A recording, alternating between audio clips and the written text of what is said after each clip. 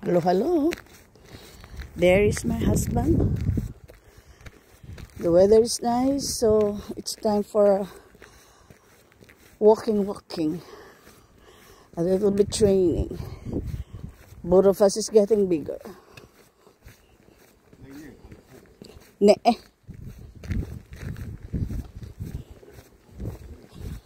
Jag vill bara gå på en video när jag går på promenad. I want to show the people the beauty of Knivsta. Yeah. Patay na po yung mga, kita nyo. Yan po apple tree. It's already dead. Pero ano na yan, mag-start na pong mamunga kasi spring na. So, winter is over, spring is here. And there my husband, walking. And he told me, close that fucking video. He hates camera. Well, anyway, ito po. This is the usual trail para sa paglalakad. Ito po yung mga daanan ng mga naglalakad dito, yung mga nagtitraining. We will go to the lakeside. Ayan. Maganda po dito. Alam nyo, yung mga bahay dito, ang mamahal niya. It's very expensive. Pero before, ang mura-mura lang. Kaya swerte ng mga unang nakabili ng bahay dito. Sa bagay, wala naman nang bumababa ang presyo. Lahat tumataas. Masarap po. It's 12 degrees now. Kaya hindi ganong kalamigan. Kaya tignan niyo si Peter. Hindi na siya naka-jacket.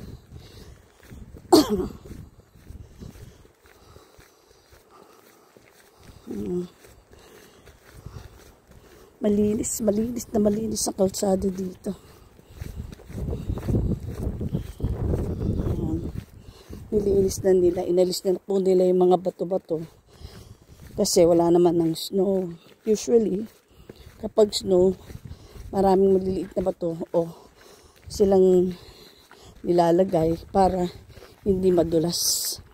Ngayon, wala na yung snow, kaya alisin na rin nila yung mga bato. Ganon po dito usually. Kaya yan. Ito po yung daan kung saan minsan kasama ko yung alaga kong bata. Dito kami nagpupunta. Ito rin po yun. At sa susunod po, ipapakita ko po sa inyo kung saan maraming blueberries, lingon, raspberries, blackberries, tsaka yung mga red wine berries. Meron din black wine berries Mas masarap po yung black wine berries. Yun, gusto ko yun. Kaysa sa red wine berries. Kasi, ano yun maasim. Ayan, ito na po kami sa lakeside. Dito. Sa Sweden. Ayan. Ayan. Dito, usually, may mga alagang aso. Ayan, katulad nun, Katulad nun, kasama, dito sila nagdadaan din. Pero kagandahan po dito, yung mga taong ipinapasyal yung mga alaga nila, kapag medyo dumumi, pinupulot po nila yun. Yun po kasi ang rules dito. Hindi ka pwedeng mag-iwan ng dumi ng alaga mo o ng aso mo. Yan, ito, private, ano po yan, private po na swimming area ng mga tao dito. Oops.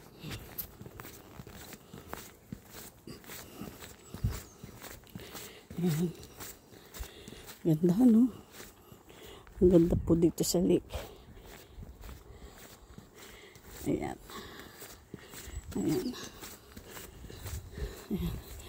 I think this is one of the old house here in this part of Ginebra. Ayan. Super yaman po ng mga nakatira dito sa lakeside kasi mahal po yung ano na rito, yung properties. Ayan. Ako, I love walking here in our place kasi bukod sa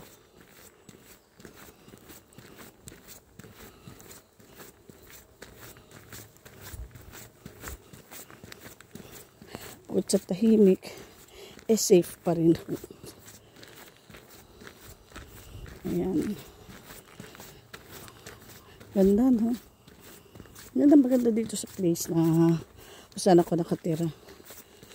Sabi ko kay Peter, alam mo, itong lugar natin ay parang Baguio, di ba? Kasi because of the pine trees, ang inisip ko lang minsan nasa Baguio ko. Pero mas malamig sa Baguio to. Siyempre lalo na pag winter time.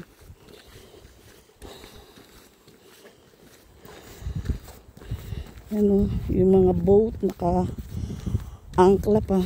Pero lapit na po nila yung ilabas. Ilagay sa tubig. Ayan.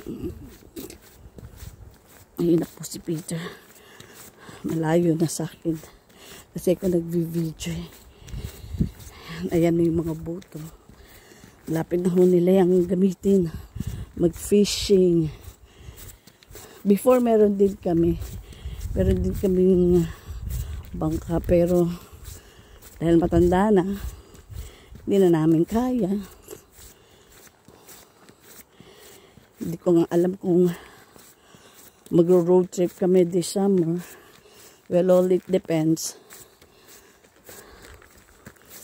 Kasi Peter is working ata. And I will only take 2 weeks vacation kasi I'm going to the Philippines for a month in December. Ayan, ganda, no? Ayan. Ayan po. Ay, o siya, sige. Hanggang dito na lang po tayo. And kasi nakita nyo na rin naman po itong part na to nung kasama ko si Axel. Okay, bye-bye.